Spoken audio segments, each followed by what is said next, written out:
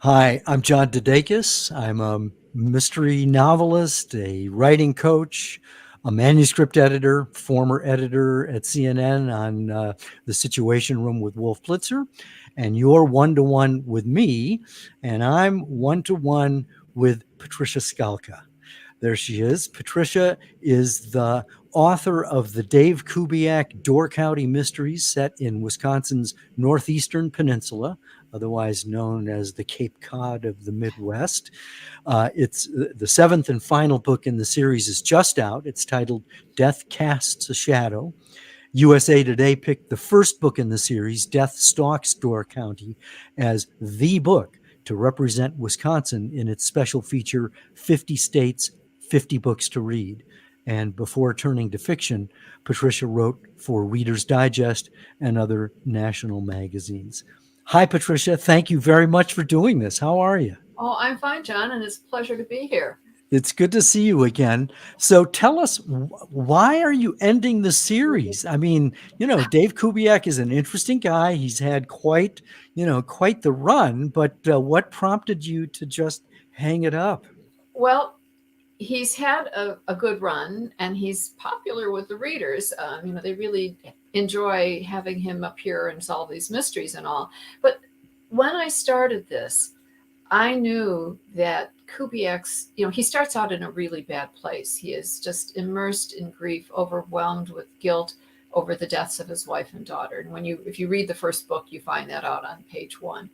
And I couldn't leave this man in that condition. So I had to move him along. So the books moved through time. And what I realized was that when Dave was okay, the series would end. So each book has its own story arc, the classic beginning, middle, end. But the series, the overriding arc for the whole series was Dave Kubiak's journey of personal redemption, basically. He had to learn to be okay with himself, to accept what had happened, and to reconnect with life in a really entire, wholesome way. And once he got there, I knew it and he knew it, and that was the end of the series. Okay, well, you're a woman writing as a man. I'm a man writing as a woman in my novels. How did you come to do that? How were you able to pull that off?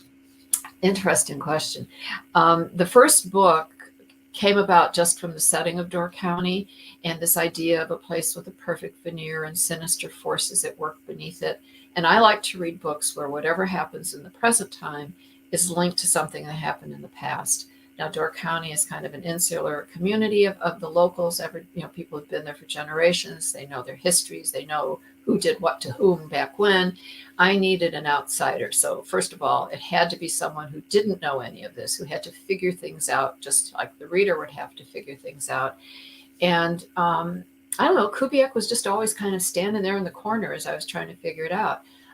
My late husband knew a lot of Chicago policemen, and I knew them as a consequence, and so I kind of knew their stories. And all of these pieces came together to create Dave Kubiak.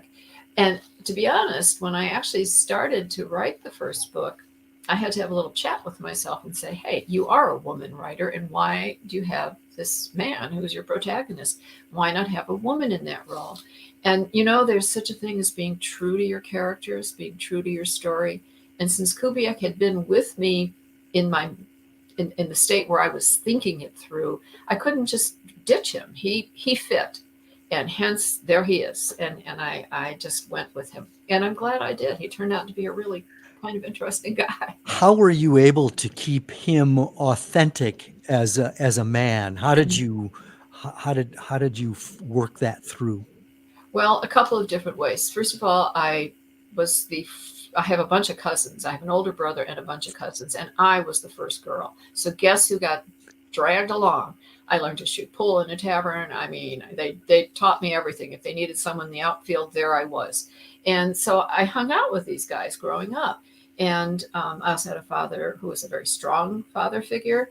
And I just kind of felt like I knew the way they thought and acted and whatever. And I also had a wonderful man named Norm Rowland, who has unfortunately passed, who was my first really wonderful boss. And we stayed in contact. And he was my go-to for check this out, read this, does this sound legit? And he read all the books except the last one because he was not able to. And he would question me, would a man say this? Would a man do this? And, so I think I had all of that working for me on it. And the other thing is, you listen to your characters. I listened to Dave. I'd write like a long stretch of dialogue and think it was magnificent. Wake up at 3 a.m. and there'd be Dave saying, I wouldn't say that. I wouldn't talk like that. So there were all those checkpoints on me. And he is a survivor of the death of a spouse. You referred to the death of your husband. Were you writing as a way to work through your own grief? How did grief come into your writing? I didn't think I was, but how can you avoid that? So there were, I think, when I worked for the Reader's Digest, I did a lot of feature stories. I did medical stuff too, but a lot of it was human interest. And you're talking to people who've had really traumatic experiences and great losses in many instances. And, I learned a lot about what they endured and what they went through and how they coped with it. For a while, I also worked as a consultant to a grief support organization for children. So I learned a lot there too. But you really don't know it until you experience it yourself. And I think one of my motivations was to write the real story of how it endures and what it feels like. And I did it through Dave. And as I said, I'm not even sure I realized I was doing it at the time. I knew all the stuff about the stages and everything else. And I read a lot of the research just as part of what I did as a writer. And some of it was on target and some of it was just so off, and one of the things that has happened, and it's been really rewarding, that I've heard from people and talked to people who've had loss, and they have thanked me. They've said, I know what he's feeling like. And if this is the way it is, and thank you for telling it like that. It doesn't just go away. There's no magic wand. You do have to learn to live with it. And so I guess that's a long way of answering your question. What were some of the things you got wrong? I thought that it was an orderly progression. You have your little stages. What I didn't realize was that they're not orderly and they keep coming back. So even when you think that you're on solid ground again, something will happen, and could be something really small, a song, a person you see, a restaurant you notice, or anything. It doesn't matter what it is, and it just throws you right back to it. And eventually, maybe not quite as far and not as hard, but those moments are always out there. They're like little traps waiting for you, to just snatch you back, because that's just the way it is. How long ago was it that your husband died? It'll be 14 years in November. And what would you say is the biggest lesson you've learned in the grief process and how that relates to your writing? I think the biggest lesson I learned was that however you're feeling is how you're feeling, and it's okay. That you can't model your experience on anyone else's, and you can't look at someone else and say, oh, I should be doing what they're doing, and look how well they're doing and how poorly I'm doing. You just have to experience it, and you have to be kind to yourself. You have to forgive yourself. There were moments I thought I was going crazy. Just the pain was so intense, and it's all normal. And you just, I don't know what else to say except however you're feeling is what you should be feeling at that point in time. And what is it that has helped you get to the point where you are now? Oh, probably, in a sense, Cubiak saved my life, because I was pretty lost after Ray died. And then writing, being able to just immerse myself in someone else's story and in this other world, gave me something to do. By then, my daughters were both grown and on their own. And, there I was. I didn't have just an empty nest. I had an empty life. Yeah. There, it was all gone. And so I had to like create a new life for myself. And I always had the dream of writing fiction and of writing a mystery. And it just happened, I think, at a time where it was just really a good thing for me, because it gave me someone to be different than what I had been before.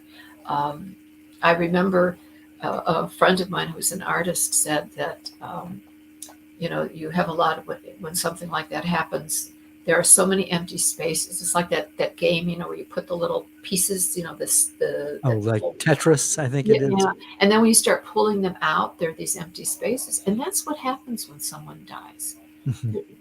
Part of you gets pulled away.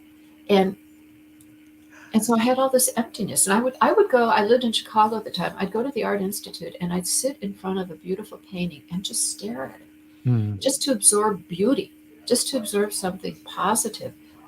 I visited friends out west because I needed to be in the mountains. I needed the serenity and the grandeur and the beauty again of the mountains. And it was my friend who said to me, "You're trying to fill the empty spaces with beauty." And I didn't even realize that. Wow. And eventually, then the writing helped fill the empty spaces as well. I had deadlines, I had a purpose, I had a commitment. I mean, I had to produce these things. Would you say that writing was therapeutic? Oh, yeah, yeah. I mean, I also kept a journal, and a lot of it went into that. But it was very therapeutic. It's like talking to yourself. If Right. you talk to a friend, you express a lot of it. If you talk to a therapist, you express a lot of it, or a counselor. Well, when you write, you're writing a journal, or anything you're writing, you're actually just talking to yourself too. Was the writing supplemented with a grief counselor or things like that? I did go to a grief counselor, briefly, not right at the beginning, but after a while, because it just seemed like I was very angry, and it helped me. She helped me. She was very understanding, and so that was good. And I really worked hard to keep the family connected. I mean, I was in Chicago. My younger daughter was in Baltimore at school. My older daughter was living in Toronto at the time. And I just, you know, airplane flights, driving to see, I just made sure we stayed connected. I thought that was really important. How does writing, well, let me ask it this way. You don't have to go very deep with anyone to discover loss of some sort. And what advice or suggestions do you have for a person who is experiencing loss or grief, um, in terms of how to channel that pain into their writing? Are there some suggestions you can make? Because you mentioned that you didn't realize how much of a connection there was between your writing and the healing process. But would you say that it's possible? Well, I don't know. I'm obviously groping here for the right question, but what I'm trying to get at is, what can you say to a person who is experiencing, maybe even freshly experiencing, the kind of loss that you and I have both experienced? Um, what advice can you give them in terms of how writing can be a way of moving forward? Well, writing allows you, like in a journal, writing allows you to say things you might not want to say to anybody aloud, maybe to say things you might not want to admit to anyone aloud. Um, it helps you to go over the same things again and again. People can be very sympathetic, but after a while they get tired of listening to you. It's like, Right. get out, be done with it Yeah, already. get over it. Yeah, get over it. Well, Yeah, it doesn't work that way. right. Um, but I think it's a way of just facing your feelings in an honest fashion. And I would also, I know I don't write poetry, but I think writing poetry would be really, really helpful. And even if you're not a poet, or you don't consider yourself a poet, you just sit down and you start letting the thoughts pour out of you. And I think that would be very good. Or maybe write a memoir about, a memoir isn't necessarily the story of your whole life, but about a period of your life, unless you're a celebrity. Then, of course, everybody wants to know everything. Right. But most of us aren't. So, maybe like one year that you had with this person or a particular trip that you had with this person, that would really help in many A ways. theme, identify a theme. Yeah. Have you considered writing a memoir? Uh, Actually, I've written a memoir. That's a I, yes. I Okay, man. I have it. I didn't think it was a memoir. I was just writing, and then I thought, maybe it can be put together in a memoir, but I haven't done anything with it. I'm not famous. Maybe nobody would be interested. Um, but I got angry reading some of the articles that were coming out um, about how you were supposed to process it, and there were all these little timelines, and I kept thinking, this is absurd. This is ridiculous. And I wasn't basing it just on myself because I had experience with close friends who'd also. I was the first person in my cohort who had lost a spouse. So I really had no one to go to. And then about 6 months later, a dear friend of mine lost her husband. And then someone I knew peripherally, but for a long time, I knew him and his wife. His wife had died. So he would talk to me and we would meet for coffee periodically. So, it wasn't just me oh, why can't I, why am I so far behind the schedule? I just remember having coffee with my friend Bob, and it was after the 1 year, and I remember he looked at me, he said, I hate to say this. He said, but in many ways, the second year is harder. Oh man. And I just looked at him, I thought, how could anything be harder than what I just went through? Yeah. But he was right. So what let me ask this. A lot, when my son died, there was a time when I was heading to work on the metro in DC, and a woman I knew, I didn't know her well, sat next to me. And this was the first time I'd been back in like a month or something. And she said, well, it's good to see that you've snapped out of it. I know. And and I saw the look of horror on her face as soon as she said it, because what she was trying to do was to make a connection. And what came out was something that was just totally off the wall. What is your advice to people who know someone who is grieving? What can people do or say that can be helpful? Because people want to help, they want to make the pain go away, but often as soon as they open their mouth, they only make it worse. yeah, well, I think one thing is to talk about it, not avoid it, because it's like, well, if we don't want to make her talk about it. Well, it'll just make her think about it. Well, hello, that's all you're thinking about, right? Um, so I think one of the things would be not just to say, how are you? Because you're terrible, Right. but to say, what have you been doing? What did you do this morning? What do you have any plans for the afternoon? To make yourself be available, not just say, oh, let's get together for lunch one day. How about, hey, are you doing anything Thursday morning? Let's have coffee. Be very specific. Why is that helpful? Why is that helpful? Because if you just say, oh, let's get together for lunch someday, it never happens. People are busy, right? You have to be specific, and just to say, this happened to me one time. A woman I knew, she said, I don't know what to say. Right. And I said, just the fact that that's good. I said, nobody knows what to say, but just the fact that she said, I really care, but I don't know what to say. Yeah. And I said, that's acknowledging it too. There was a woman at CNN when I came back. She was one of my writers, and she said, I'm a word person and I don't have any words. And she gave me a hug. Yeah. And, that just, I still remember, it's been 11, 12 years and I still remember that. What are some of the things that you wish people had said or done? Wow. We're supposed to be talking about your novel, I but this is know. fascinating. I wish more people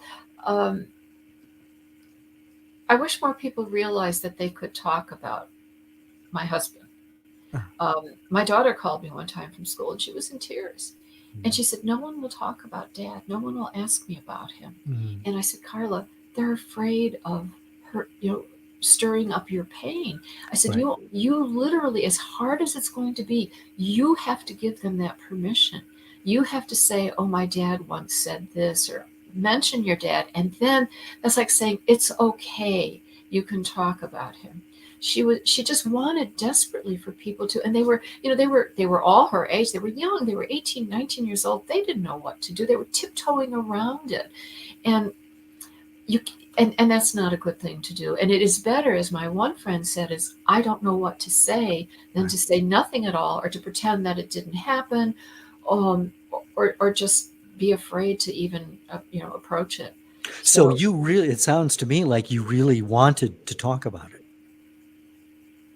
well, yeah, I did. Not Why? always. No, Why? not always. Um, Sometimes I just wanted to be left completely alone, and sometimes it would have been nice to just have somebody to go see a movie with or something.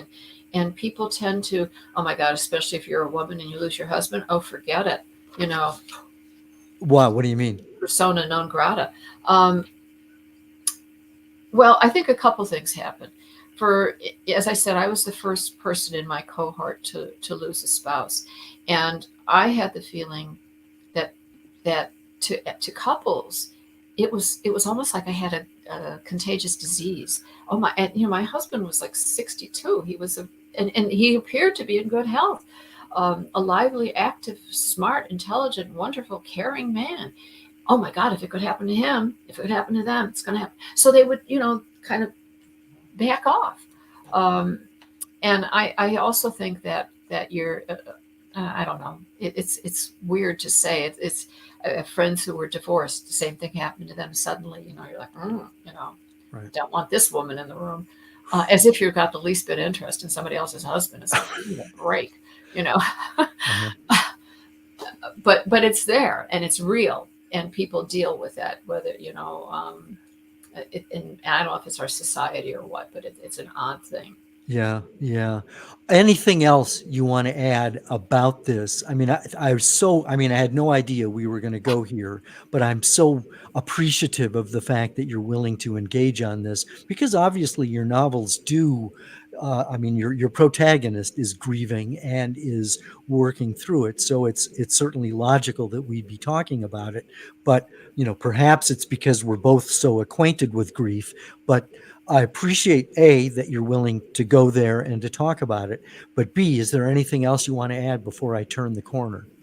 Um, I think what I would add is that people just need to realize, if you're married or have a significant other, you're in any kind of partner relationship, unless you both die in a plane crash, it's going to happen to one of you. Mm-hmm. And it's a scary, horrible feeling. I never thought of it before. Right. And so maybe learn to have some kindness and some realization that it is difficult for people who are going through this. Our society is sort of like, oh, like, get over it. Right. Get back with the program. I'll tell you an anecdote from one of the readings that I did. And this was a number of years ago. It was in Northern Illinois at a library, and there was a woman sitting in the front row, and she had a copy of Deathstalks Door County, which was the first book. And after I finished my talk, she asked me, she said, would you mind reading a paragraph from it? And she had it marked, and she told me the page. And as soon as I opened that page, it was where Cubiak is at a meeting, and he's thinking, I'm sitting in this room not far from where this person just died and that other person was just killed, and he knew what had happened to him. And how does life go on? How is it so normal? Why is the paper delivered the next day? Why are people going to the store? Who cares? Right. How can anybody care? And how dare the world go on? And this woman was literally in tears as I was reading this. Yeah. And after I finished, she just nodded and she said, I wanted everyone to know that, because that's what it was like for me and my husband when our daughter died. Mm-hmm. And the message she was sending was, people don't understand. How are you different now, 14 years later? Wow. I am probably not different, but I am probably more the person I was before, because I went through a period where I really wasn't the person I had been before. And I think I'm back to who I was. I'm back to the person that my husband fell in love with, not Okay. the kind of frightened. I mean, I got to a point where I was terrified of everything, and that Mm, was not me. mm. Um, I was. It just changed me so much, and then so as I said, I think I'm back to who I am. Yeah. Well, I mean, if you're anything like me, when you finish a major project, there's this vacuum. And at least in my case, I can feel very out of sorts, sort of very uncentered. Um, are you in any way concerned that now you're not going to be writing the Kubiak series, that you're going to be sort of disoriented? Not really, Okay. Good. because How come? Why not? well, first of all, this past year I had two grandsons born. They're both a year old. They were born like 22 hours apart, so that keeps me a little bit occupied and Uh-huh. something to look forward to and people to spend time with. The other thing is that, like every writer I know, I have a couple of manuscripts sitting on a shelf gathering dust, and maybe they should continue to gather dust. And then on the other hand, maybe not. Maybe there's something there that needs to be polished and edited, and the whole editing process maybe will. So I need to look at them because I haven't had time in the last 8 years of working on the Kubiak series. And the other thing is I fantasize about maybe doing a historical fiction, historical mystery. Like I wouldn't do a long series, but hey, 3 books, I think I could handle that. What Um, era? Where oh, where I have would it be set? And no, no, no, nothing, well, nothing. then why historical? Just in general, just Just like. because I like that's the kind of thing I like to read, and so therefore I must be Well, is there a interested. certain part of history and certain era that No, intrigues you? no, no, Okay. not at all. I mean, it's weird because I have and the only thing that it's like, well, you better decide because you have to do a lot of research because I'm not a historian. And maybe it is just a fantasy. Maybe that's not really my thing, but it's something sitting in the back of my mind. Uh-huh. Before we go, I want to talk about your previous career, especially the time that you spent writing for Reader's Digest. What was that like? What did they have you do? What were some of the more memorable experiences? Well, one of the memorable experiences was interviewing Barbara Bush in the White House Nice. and having the president call her. We're sitting in the yellow room, and I was actually pregnant with my younger daughter, and her staff person, communications director, I had that little tape recorder going, and all of a sudden you could hear George Bush's voice coming over the phone, and I very discreetly turned the tape recorder off, and No, no, no. well, all they were doing was planning the weekend at Camp David. So it was sort of like that was kind of fun, and it was learning to be flexible. I had to interview Robert Butler, who is the head of the National Institutes of Health, and it was a Friday, and I had a meeting with him like at 10 in the morning, and some crisis came up, and it was like 2 in the afternoon, then it was 4. I ended up at his house at 7 o'clock that evening. He's sitting in the kitchen on a stool eating a cup of yogurt. His kids are running around, and I'm interviewing him because, hey, that was the only way I was going to get what I needed. So you just kind of learn to go with it. And I think other things I got to go on a whale watch and camp out on Vancouver Island. That was for one assignment. And I don't know, I just met a lot of different kinds of people, and you learn to just respect who they are and where they're coming from, and realize that they have something going on in their lives that's important to them, and you have to learn how to get to that, which when you turn to fiction helps you in developing characters. Well, I was going to ask what the connection is between being a writer of nonfiction and then making the transition to fiction, because unlike what some presidents will tell you, it's a firing offense to make things up. well well, there were several things. One thing is you develop a real thick skin, so What do you you mean? learn, Why? well, because you're edited, Oh, and you learn to not take things personally. mhm. Because if you do, you just crumple up and you're never going to get anywhere. So you can't. and you learn to see some of your best stuff end up on the cutting floor, and it's like, oh no, you No, can't do that. no, I Well, know. yes, they can. And so you're prepared for, what happens when you turn to fiction, because sometimes people say, well, that doesn't work or whatever. And I had to meet deadlines, so that helps in developing discipline. Just the fact that you're writing it all, you're organizing, you're when you write an article for the digest or anybody really, there's that concept of full circle. You start with something, you start with a problem, a premise, or whatever. You go all the way around and you end up there, right? Mhm. You resolve it. So when you write a novel, you don't leave your readers hanging. You have to resolve whatever it is that you started out with. So a lot of lessons. And the pieces that you would write for the digest had to be pretty concise, right? Well, that's the interesting thing. They wanted long because they Okay. like to cut. So 6,000 words, 7,000 words, that was just fine with them.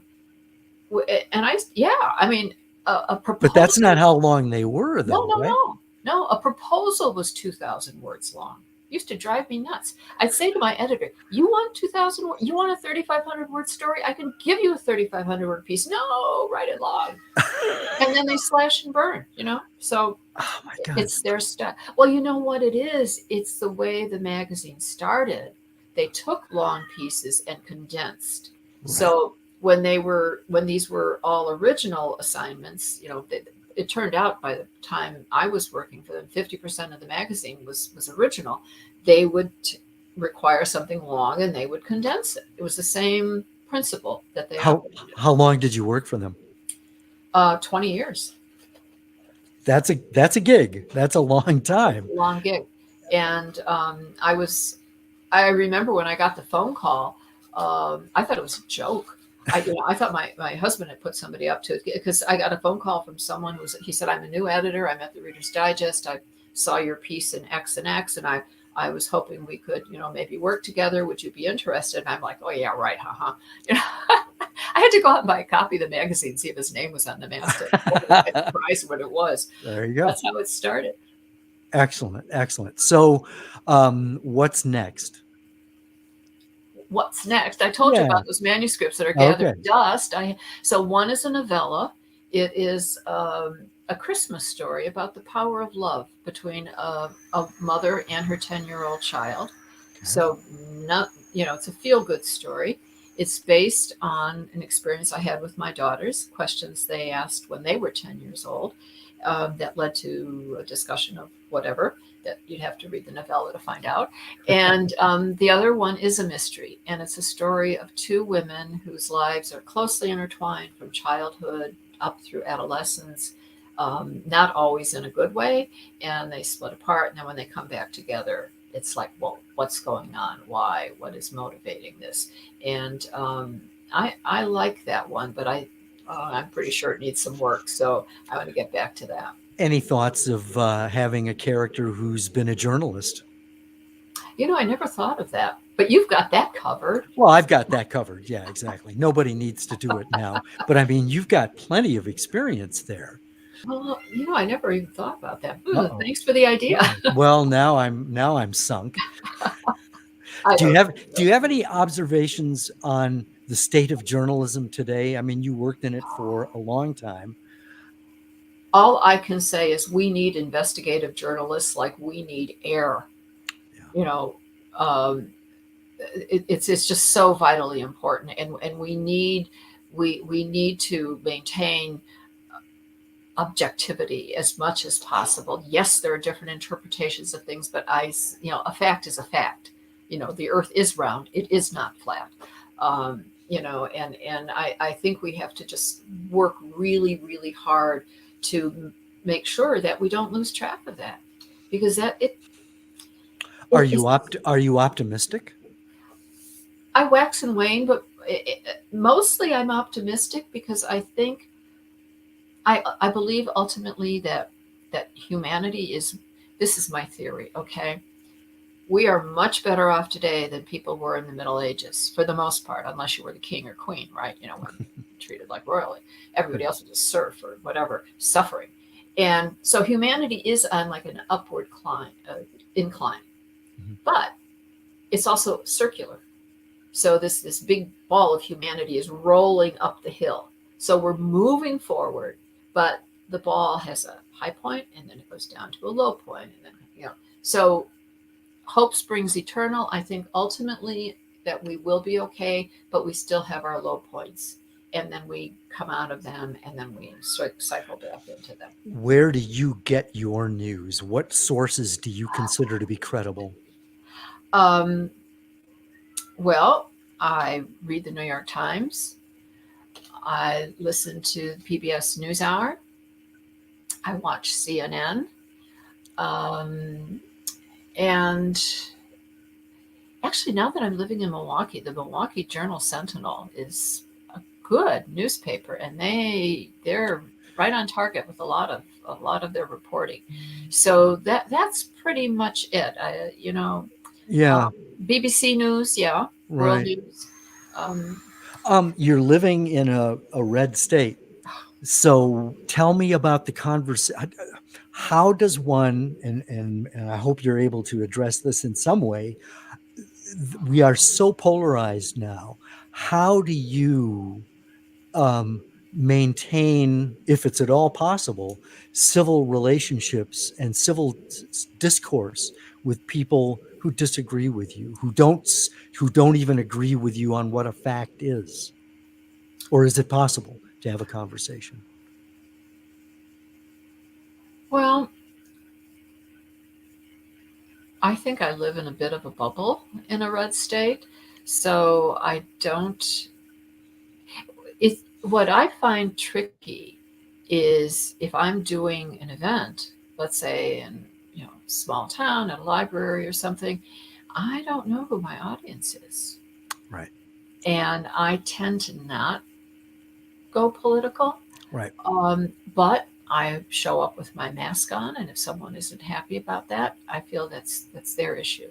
And if they challenge me, I will say, my cousin died from COVID because he wouldn't get vaccinated. So yes, I believe in vaccines. Ooh, has that happened where you've Yes, had to say that?